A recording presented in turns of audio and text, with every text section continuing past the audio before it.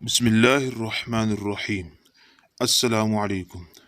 جی ہاں دوستو، آپ کو MNS انفارمیشن پہ خوش آمدید۔ آج ہم بات کریں گے جادو کے بارے میں۔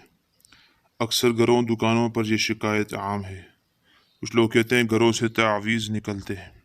لوگ حیران ہیں، خون کے چھینٹے کبھی کپڑوں پہ نظر آتے ہیں، کبھی گھر پہ نظر آتے ہیں۔ گھر میں اتفاق نہیں ہے، میاں بیوی میں ہر وقت لڑائی جھگڑا رہتا ہے۔ گھر میں بچوں کی چھوٹی چھوٹی بات پر لڑائی جھگڑا ناراضگی ہو جاتی ہے۔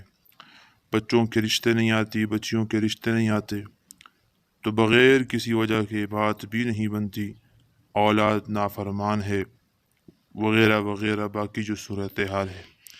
ایسی صورتحال یہ جادو کی علامات میں سے ہیں، اور اسی کے بارے میں آپ سے میں نے آج ایک وظیفہ ذکر کرنا ہے، جو نہایت مجرب وظیفہ اور گھر کی عجیب صورتحال جو بن جاتی ہے، اس مرض سے نجات کے لیے یہ بہت ہی مجرب اور آزمودہ وظیفہ ہے کہ آپ نے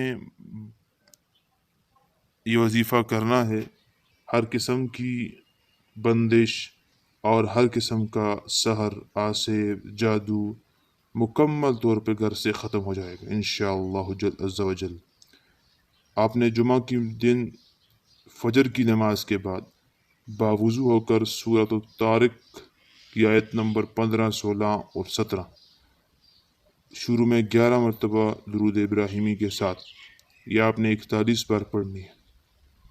21 دن کا یہ عمل کرنا ہے، اور پھر اپنے گھر والے سارے حضرات پئیں بھی، اور گھر کے تمام کونوں کے اندر اس پانی کو چھڑکیں۔